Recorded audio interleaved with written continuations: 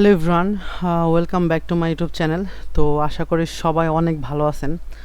তো আমি কথা বলতে বলতে আমি একটা সেলিংয়ের জন্য ট্রেড প্লেস করে ফেললাম। তো এখান থেকে আমি কেন সেলিংয়ের জন্য ট্রেড প্লেস করলাম, আমাদের মূল টার্গেট হচ্ছে মার্কেটের একদম লোয়ার পয়েন্ট পর্যন্ত, এটা হচ্ছে আমাদের মূল টার্গেট।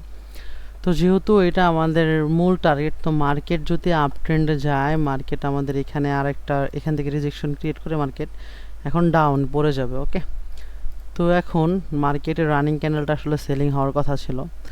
আমি ব্যাক টু ব্যাক এখানে আমাদের ডিক্রিমেন্ট অর্ডার ফ্লো হয়েছে, ওইটাতে হিসাব করে এবং ক্যান্ডেল রিঅ্যাকশনের উপর বেস করে আমি একটা সেলের জন্য ট্রেড প্লেস করছি।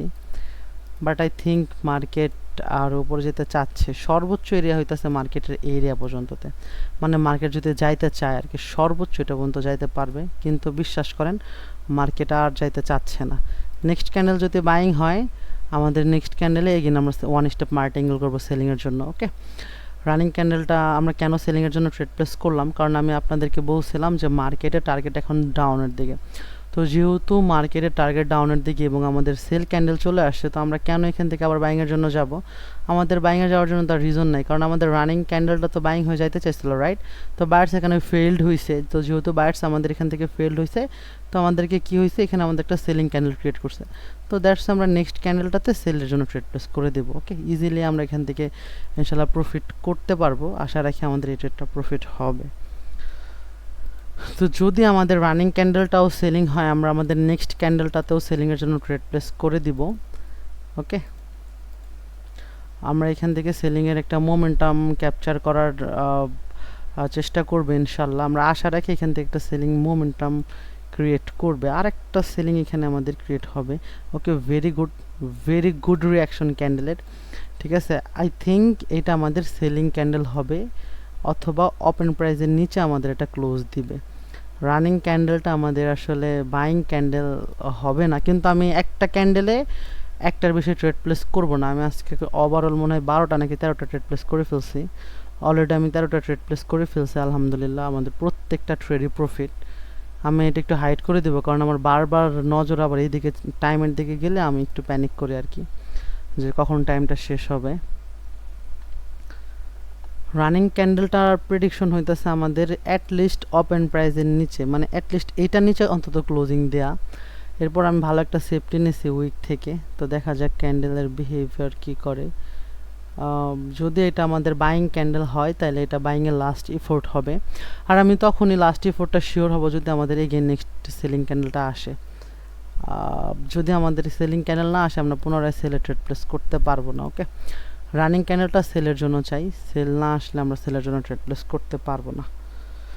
তো দেখা যাক মার্কেট আমাদের কি করে। তো যারা যারা আমাদের চ্যানেলটিকে সাবস্ক্রাইব করেনি, তারা আমাদের চ্যানেলটিকে সাবস্ক্রাইব করেন, এবং ফ্রি টেলিগ্রাম গ্রুপে জয়েন হতে চাইলে ভিডিও ডিসক্রিপশন বক্স থেকে ফ্রি টেলিগ্রাম গ্রুপে আপনারা চাইলে জয়েন হয়ে থাকতে পারেন।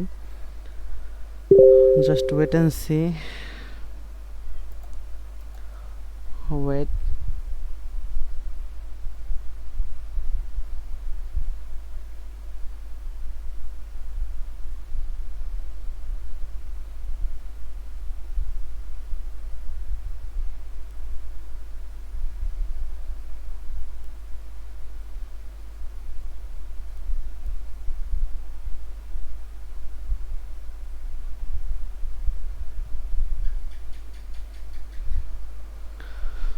ওকে ফাইন, রানিং ক্যান্ডেলটাতে আমাদের একটা রিজেকশন ক্রিয়েট করছে, বাট আমি আপনাদেরকে বলছিলাম যেহেতু সেলিং আমাদের করবে। ওকে, এখান থেকে ট্রেডটা একটু রিস্ক হয়ে গেছে, সাপোর্ট নিতে পারলে বেশি ভালো হতো, সেফটি নিলে নো প্রবলেম। তো আমি যেটা বলছিলাম, যেহেতু আমাদের প্রিভিয়াস একটা সেলিং ক্যান্ডেল যদি ক্রিয়েট করে, তাহলে আমরা এগেন সেলিংয়ের সাথে আসবো। কেন আসবো? কারণ আমাদের এইটা যে বায়ার্সের লাস্ট ইফোর্ট, ওইটা প্রমাণ করবে হচ্ছে পরবর্তীতে সেলিং এসে।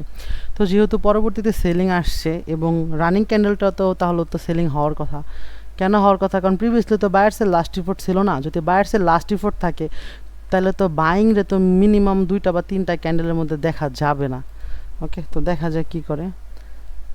আই থিঙ্ক এটা আমাদের সেলিং ক্যান্ডেল ইনশাল্লাহ হয়ে যাবে। একটু রিজেকশন ক্রিয়েট করছে, এটা আমাদের ফিফেলসের লজিকে ফুলফিল হবে, ফুলফিল দ্য লাস্ট ক্যান্ডেল। আমরা নেক্সট ক্যান্ডেলটাতেও সেলের জন্য ট্রেড প্লেস করবো। আর একটু নিচে ক্লোজিং দিলে ভালো হতো ক্যান্ডেল এটা।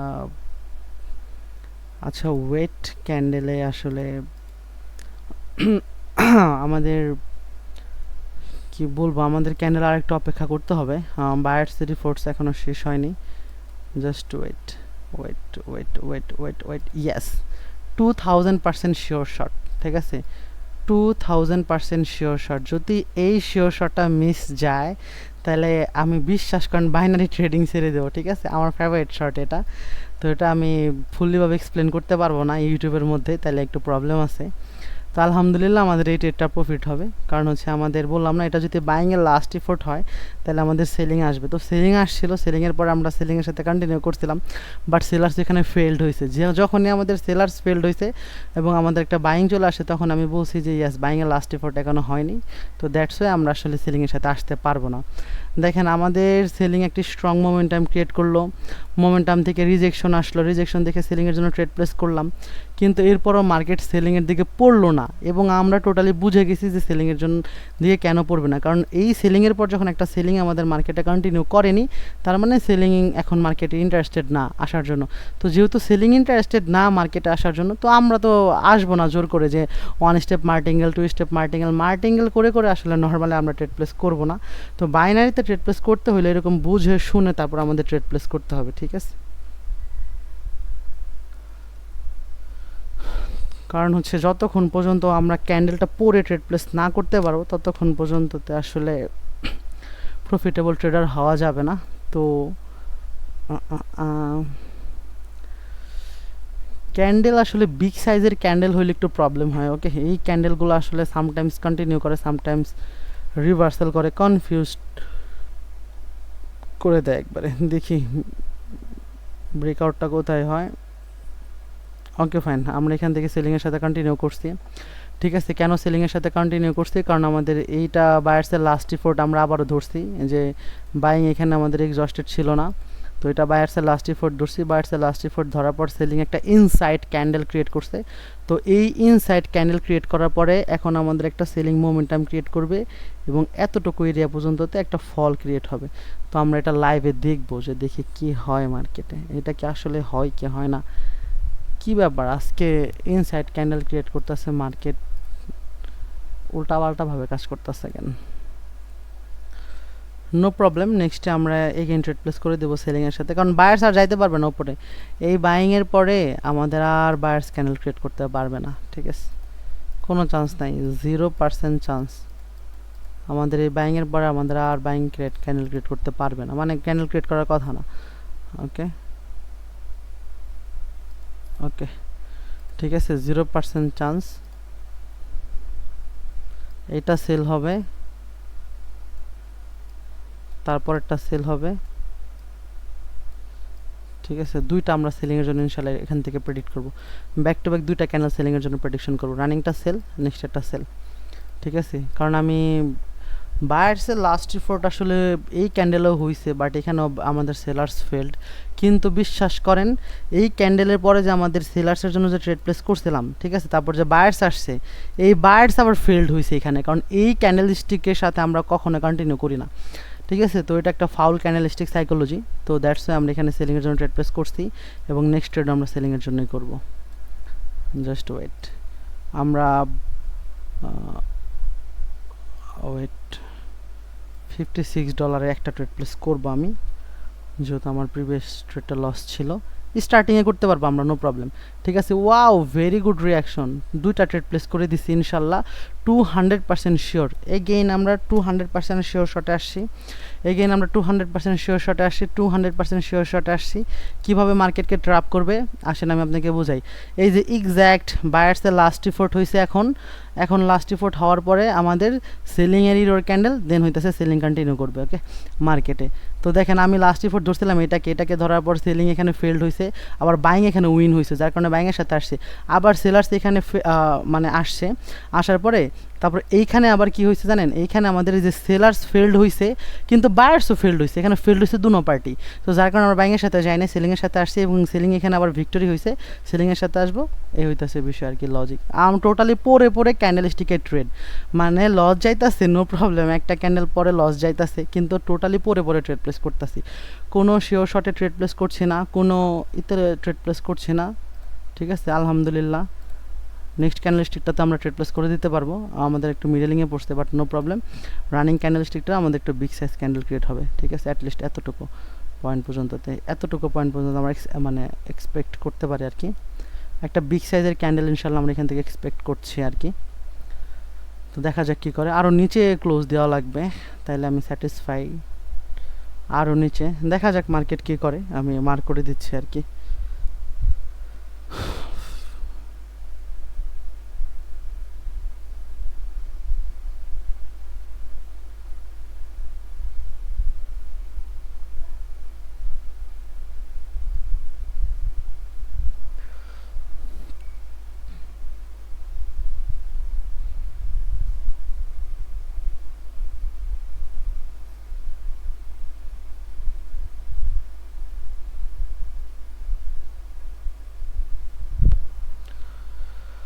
ওয়েট, আমি নট হ্যাপি, ঠিক আছে, মিডলিং থেকে দুটা ট্রেড প্লেস করে দিছি এগেন, কারণ হচ্ছে আমি চাই আমাদের এই রিজেকশন পয়েন্টগুলো ব্রেকআউট হবে মার্কেট, ঠিক আছে।